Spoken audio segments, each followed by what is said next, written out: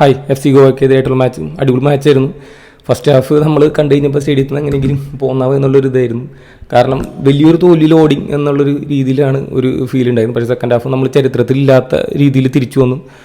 നമ്മൾ 4-2 final score ആക്കുകയാണ് ചെയ്ത്. കളി നമ്മൾ നോക്കുകയാണെങ്കിൽ ഫസ്റ്റ് ഹാഫ് ബിൽഡപ്പ് ചെയ്യാൻ തുടങ്ങാം. ബിൽഡപ്പ് നോക്കുമ്പോൾ 2 സെൻറ്റർ ബാക്ക് ഉണ്ട്. 2 സെൻറ്റർ ബാക്കിൻ്റെ ഇടയ്ക്ക് ജീക്സൺ മിഡ്ഫീൽഡിൽ നിന്ന് ഇറങ്ങി ഒരു 3-man സെൻറ്റർ ബാക്കായിട്ടാണ് നമ്മൾ ബിൽഡപ്പ് ചെയ്യുന്നത്.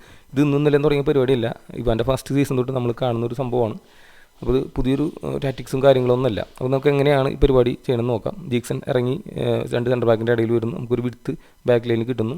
ബിബിൻ സെൻറ്ററിൽ നിൽക്കുന്നു. നമ്മുടെ ഫുൾ ബാക്സ് നോക്കി കഴിഞ്ഞാൽ വിഡ്ത്ത് കീപ്പ് ചെയ്ത് നിൽക്കും.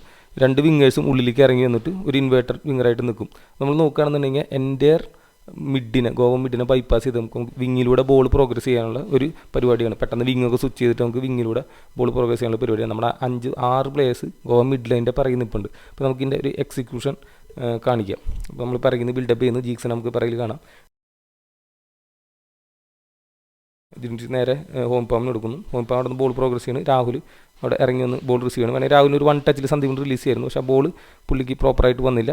No problem. അടുത്ത രാഹുൽ അവിടെ ചെയ്യേണ്ടത് അവിടെ ബോൾ ഹോൾഡ് ചെയ്യുക എന്നുള്ളതാണ്. പിന്നെ ബോൾ ഹോൾഡ് ചെയ്യുമ്പോൾ എൻ്റെയർ ഗോവ ടീമിനെ നമ്മുടെ റൈറ്റ് വിങ്ങിലേക്ക് ഡ്രാഗ് ചെയ്യണം. ഗോവ റൈറ്റ് വിങ്ങറുടെ പൊസിഷൻ നോക്കാം. അപ്പോൾ ഇഷ്ടംപോലെ സ്പേസ് പുള്ളിയുടെ പറയിലുണ്ട്. അത് നമ്മൾ യൂട്ടിലൈസ് ചെയ്യണമെങ്കിൽ പെട്ടെന്ന് നമ്മളിപ്പോൾ ഒരു വിങ് സ്വിച്ച് ചെയ്യണം. അപ്പോൾ ആ ഒരു പരിപാടി വിബിൻ ഇവിടെ ചെയ്യണം. നേരെ ഡ്രിൻചിച്ചിന് കൊടുക്കാം. ഡ്രിൻചിന് 2 ഓപ്ഷൻ ഉണ്ട്. വേണമെങ്കിൽ സക്കായി കൊടുക്കാം, അല്ലെങ്കിൽ നവോച്ചനെ ഒറ്റയടിക്ക് റിലീസ് ചെയ്യാം. ഡ്രിൻചിച്ച് നേരെ സക്കായിക്ക് കൊടുക്കണം. നല്ലൊരു വെയിറ്റുള്ളൊരു പാസ് ഡ്രിൻചിച്ച് നേരെ സക്കായിക്ക് എടുക്കണം. അപ്പോൾ ഒരു ഒറ്റ ടച്ചിന് തന്നെ സക്കായിക്ക് എന്ത് ചെയ്യാം, നവോച്ചനെ റിലീസ് ചെയ്യാം. നല്ലൊരു പാസ്സായിരുന്നു. നല്ലൊരു എക്സിക്യൂഷൻ. സോഫാർ നല്ല എക്സിക്യൂഷനാണ്. പക്ഷേ ഇതാണ് നമ്മുടെ ഫസ്റ്റ് ഹാഫിൽ പറ്റിയ ഏറ്റവും വലിയ പ്രശ്നം.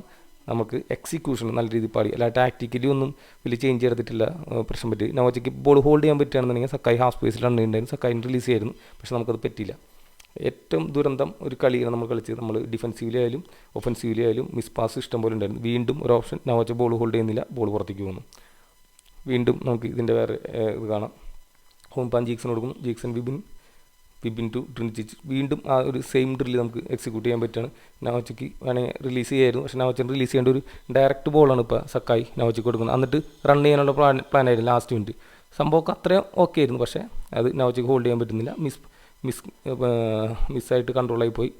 വീണ്ടും നമ്മൾ ആ ഒരു മൊമെൻറ്റ് നഷ്ടപ്പെടുന്നു. ഇതാണ് നമ്മുടെ വസീർ ഇഷ്ടം പോലെ അത് ഓടിക്കൊണ്ടിരിക്കുന്നത്. അപ്പോൾ സക്കായി ഓടിക്കൊണ്ടിരിക്കുകയായിരുന്നു. പിറകിൽ ബോൾ കൊടുക്കുന്നു. അപ്പോൾ ആ ബോൾ അങ്ങനെ പോകുന്നു. ഇങ്ങനെ വീണ്ടും ഇപ്പോൾ രാഹുലായാലും ഡിമിനെ റിലീസ് ചെയ്യേണ്ട ബോളായിരുന്നു. പക്ഷേ പിറകിലേക്ക് ബോൾ കൊടുക്കുന്നു. വീണ്ടും അവർ ഇൻ്റർസെപ്റ്റ് ചെയ്യുന്നു. പിന്നെ ഒരു മണിക്കൂറായി റോളിംഗ് പോർജസ് ആ ബോളിന് വേണ്ടി വെയിറ്റ് ചെയ്തവിടെ നിൽക്കണം. ജീക്സൺ ആ പാസ് തന്നെ കൊടുക്കണം. എന്നാൽ കുറച്ചും കൂടി ലെഫ്റ്റിലേക്ക് നീക്കി കൊടുക്കുമായിരുന്നു. കറക്റ്റായി റോളിംഗ് പോർജസ് ഇൻ്റർസെപ്റ്റ് ചെയ്യുന്നു. ഇഷ്ടം പോലെ നമ്മളൊരു ഫോക്കസ് ഇല്ലാത്ത കളിയാണ് ഫസ്റ്റ് ഹാഫിൽ കളിച്ചത്. മിസ് പാസസ് ഇഷ്ടം പോലെ ഉണ്ടായിരുന്നു. അതുകൊണ്ട് മാത്രമാണ് നമ്മൾ ഫസ്റ്റ് ഹാഫിൽ ക്ലച്ച് പിടിക്കാതെ. വീണ്ടും കാണാം റോളിംഗ് പോർജസിന് ഈസി ആയിട്ടൊരു ഇൻ്റർസെപ്ഷൻ.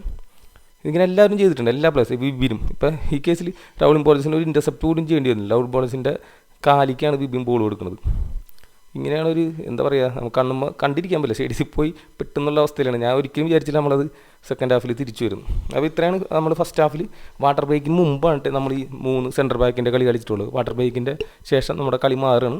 അതും പറഞ്ഞ് ഇത് എല്ലാ കളിയിലും ഇവാൻ ചെയ്യുന്ന ഒരു സംഭവം തന്നെയാണ്. ഈ കളിയിൽ 4 ഗോൾ അടിച്ചുകൊണ്ട് മാത്രം എല്ലാവരും വലിയ കാര്യത്തിൽ ഡിസ്കസ് ചെയ്യുന്നുള്ളൂ. എന്തായാലും നമുക്ക് വാട്ടർ ബ്രേക്കിന് ശേഷം കളി കാണാം. ഇതിൽ നമ്മൾ 3-man സെൻറ്റർ ബാക്ക് കാണും. ഇതിൽ നമ്മൾ 1-2 കാര്യങ്ങൾ ശ്രദ്ധിക്കണം.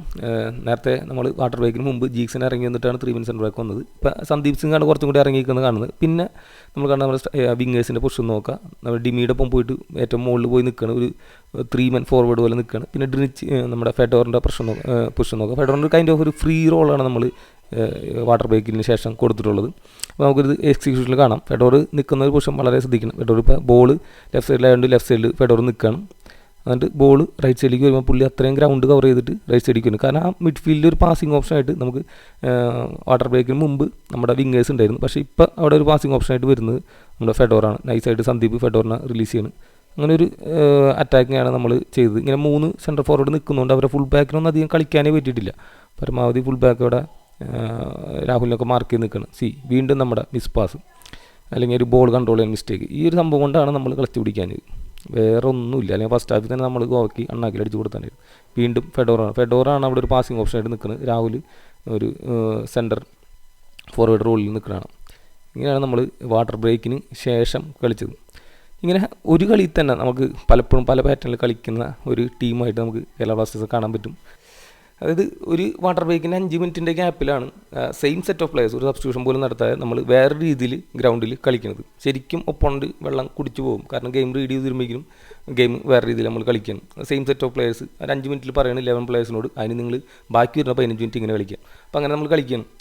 അത് ഒരു ടാക്ടിക്കൽ ഫ്ലെക്സിബിലിറ്റി ഉള്ളൊരു കോച്ചിനെ കളിക്കാൻ പറ്റുള്ളൂ. വളരെ കിടന്ന് ഇങ്ങനെ പറയുന്നുണ്ട് അയ്യോ എൻ്റെ ടാക്ടിക്സ് ഔട്ട് പോയി, വന്നപ്പോൾ തൊട്ട് 4-4-2 ചേഞ്ച് ചെയ്ത് നിങ്ങൾ കളിയൊന്നും ആരും മര്യാദയ്ക്കാണ്. നമ്മൾ 4-4-2 ഒരു ISL ഫസ്റ്റ് തന്നെ വരും 4-4-2 ഇനി മൊത്തം 90 മിനിറ്റ് നമ്മൾ 4-4-2 അങ്ങനെയല്ല. കളി ശ്രദ്ധിച്ചാണെന്ന് നിങ്ങൾ മനസ്സിലാവും എത്ര പാറ്റേൺ നമ്മൾ കളിക്കുന്നുണ്ട്, എത്ര രീതിയിൽ ബിൽഡപ്പിൽ വ്യത്യാസം വരുന്നുണ്ട്, 3 man സെൻറ്റർ ബാക്ക് വരുന്നുണ്ട്, ഇഷ്ടംപോലെ കാര്യം നമ്മൾ ചെയ്യുന്നുണ്ട്. സെൻറ്ററിലൂടെ പ്രോഗ്രസ് ചെയ്യുന്നുണ്ട്, വിങ്ങിലൂടെ പ്രോഗ്രസ് ചെയ്യുന്നുണ്ട്. അപ്പോൾ അതിനേക്കാൾ ഒരു ക്യാപ്പബിലിറ്റി ഉള്ള ഒരു കോച്ച് തന്നെയാണ് പുള്ളി. ഇങ്ങനെ പുള്ളിയുടെ ടാക്ടിക്സ് എക്സ്പോസ്ഡ് ആയി ഇങ്ങനെ കറഞ്ഞിട്ടൊന്നും കാര്യമൊന്നുമില്ല. ഇപ്പോൾ ഇന്നലെ വരെ മനോലായിരുന്നു വലിയ കോച്ച്. ഇപ്പോൾ മനോലിനാണ് നമ്മൾ 4-2 തോൽപ്പിച്ച് വിട്ടത്. നമ്മൾ തന്നെയാണ് ടാക്ടിക്കൽ ഡോമിനേറ്റ് എന്ന് പറയാം. അങ്ങനെ ഒരു കളിയാണ് നമ്മൾ കളിച്ചത്. നമുക്ക് ബോളൊക്കെ പ്രോഗ്രസ് ചെയ്യുന്നുണ്ടായിരുന്നു. അപ്പോൾ തൽക്കാലം ഞാൻ വീഡിയോ ഇവിടെ നിർത്തുകയാണ്. നമ്മൾ ഫസ്റ്റ് ഹാഫിൽ തന്നെ മൊത്തം കാര്യങ്ങൾ പറഞ്ഞിട്ടില്ല. തൽക്കാലം ഇവിടെ നിർത്തുകയാണ്. സെക്കൻഡ് ഹാഫിലാണ് നമ്മൾ ഗോളൊക്കെ അടിച്ചത്. അതിനെക്കുറിച്ചൊന്നും പറയുന്നില്ല. ഞാൻ ഇന്നലെയാണ് വീഡിയോ റെക്കോർഡ് ചെയ്ത് തുടങ്ങിയത്. ഞാനിപ്പോൾ ബാംഗ്ലൂർ എത്തി. ബാംഗ്ലൂരിൽ നിന്നാണ് ഇപ്പോൾ എഡിറ്റ് ചെയ്യുന്നത്. ഇനിയിപ്പോൾ 9 മണിക്ക് ടീമിനെ വെൽക്കം ചെയ്യാനായിട്ട് എയർപോർട്ടിൽ പോകണം. അപ്പോൾ നമുക്ക് ബാംഗ്ലൂർ മാച്ചൊക്കെ കഴിഞ്ഞിട്ട് കാണാം. Okay, by.